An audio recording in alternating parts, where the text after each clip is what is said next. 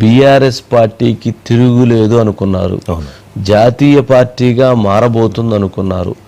దేశ ప్రధానిగా కూడా కేసీఆర్ గారు నాకేం తక్కువ అని చెప్పని అన్నారు.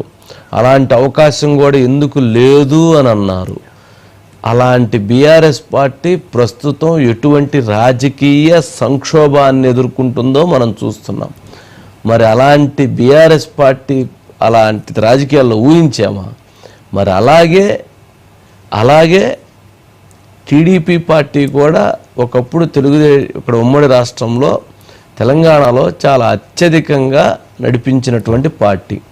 మరి అలాంటి పార్టీ తర్వాత కకావికలం అయిపోయినటువంటి పరిస్థితి.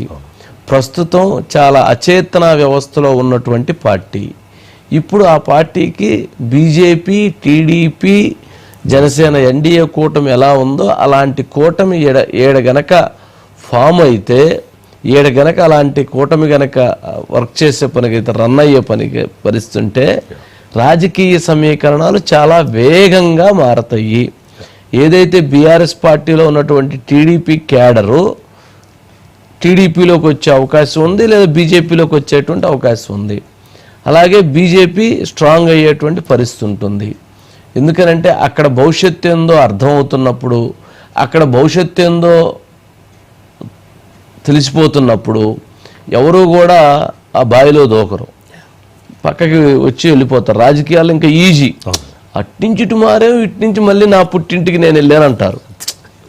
అంతే, అది చాలా ఈజీ. అందుకని ఎప్పుడు ఎలాంటి పరిస్థితులు వస్తాయో ఎవరు ఊహించలేరు. మల్లారెడ్డి గారు కూడా తిరుపతి వెళ్ళారు. ఆయన కొండపైకి మెట్లు అందరూ నడిచి వెళ్తుంటారు, అయితే ఆయన పరిగెత్తుతున్నాడు. ఎందుకు ఆ పరిగెత్తడం? ఆయన పరిగెడుతున్నాడు చూడండి. అదే మల్లారెడ్డిలో ఉన్న గొప్పతనం ఏంటంటే అదే, అందరు నడిచి వెళ్తారు కదా కొండపైకి, ఈయన పరిగెత్తి వెళ్తున్నాడు ఆ వయసులో. సరే, అదొక ఆయనకున్న ఒక స్టైల్, డిఫరెంట్ స్టైల్. ఆ సందర్భంగా అక్కడ ఫ్లెక్సీలు కట్టారట. అది ఇప్పుడు మనం మొన్న అన్నాము, కవిత గారికి ఉన్నటువంటి స్పేస్ ఏంటి? ఇప్పుడు నేషనల్ ఏమీ లేదు. ఇవాళ కేటీఆర్ గారు ఒక మాట అన్నారు, అయిపోయింది అన్నారు. ఆమెది ఏదో బయట ఉందా, అయిపోయింది అన్నారు. ఏంటి ఇంకా రాజకీయ భవిష్యత్తు అయిపోయిందనా, బీఆర్ఎస్ తోటి అయిపోయిందనా, మొత్తానికి క్లోజ్ అయిన సబ్జెక్ట్ అన్నారు. రాజకీయంగా క్లోజ్ అయిన సబ్జెక్ట్ కాదు కదా. దృష్టిలో రాజకీయంగా తనైతే క్లోజ్ అయిన సబ్జెక్ట్ కాదు. తను ఫైటరు, తను ఫైట్ చేసిద్ది. కానీ బీఆర్ఎస్ వరకు క్లోజ్ అయ్యి ఉండొచ్చు. అది చూడాలి మరి.